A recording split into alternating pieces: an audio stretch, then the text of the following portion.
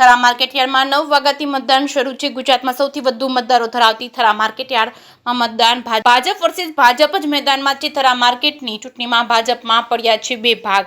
Andabhai Patel group and mandate ન ફળવાતા ચૂંટણી બંને પક્ષના 14 ડિરેક્ટરો માટે 28 ઉમેદવારો માટે મતદાન થશે।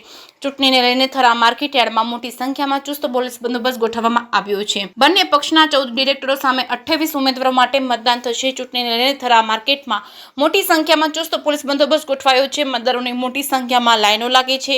ખેડૂત વિભાગના 10 અને વેપારીમાં વિભાગમાં 4 ડિરેક્ટરો માટે ચૂંટણી છે। 1 તારીખે મતગણતરી થશે। બંને પક્ષોએ જીતના દાવા કર્યા છે। જેકેએસની ગુજરાતી સાથે ચહેરસિંહ વાઘેલા કાંકરેજ। આજ રોજ 30 જૂન થરા એપીએમસી નું ઇલેક્શન યોજવામાં આવ્યું છે। ઇલેક્શન પહેલાં ડિસ્ટ્રિક્ટ રજિસ્ટ્રાર સાહેબના ઓફિસની સાથે જે ચૂંટણી અધિકારી છે એમના સાથે મળીને પોલીસ અને પ્રશાસન તરફથી તમામ અસેસમેન્ટ કરવામાં આવ્યું હતું।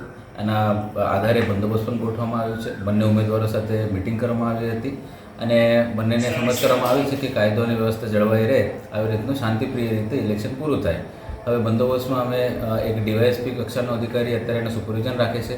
ટોટલ 6 જેટલા પીઆઈ, 12 જેટલા પીએસઆઈ અને 150 બંદોબસ્ત પોલીસ કર્મચારીઓનો બંદોબસ્ત અત્યારે તૈનાત છે। તમામ બોડી વન કેમેરાનો ઉપયોગ કરવામાં આવે છે જેથી કરીને એક ટ્રાન્સપરન્સી રહે। સાથે સાથ ડિસ્ટ્રિક્ટ રજિસ્ટ્રાર ઓફિસ અને પોલીસ પ્રશાસન તરફથી એક ટોકનની અરેન્જમેન્ટ કરવામાં આવી છે।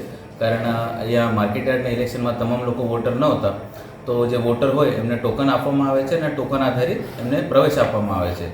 અંદર અલગ અલગ 10 બૂથોની અરેન્જમેન્ટ કરવામાં આવી છે અને એક વેપારીઓ માટે એક અલગથી બૂથની અરેન્જમેન્ટ કરવામાં આવી છે। સાથે સાથે અમારી એલસીબીની અને એસઓજીની પણ ટીમ કોઈ અસામાજિક તત્વો ચૂંટણીમાં એને કોઈ ધમાલ ના કરે એના ઉપર પણ વોચ રાખીને બેઠી છે અને અમારા તમામ ઉપર એસપી સાહેબનું માર્ગદર્શન અને સુપરવિઝન અત્યારે ચાલુ છે।